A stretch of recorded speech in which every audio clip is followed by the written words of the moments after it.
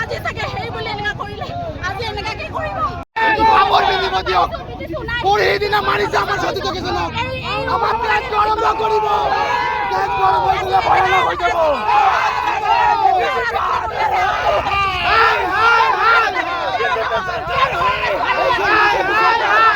আমাৰ অৱস্থা নাৰী সুৰক্ষা কি দিব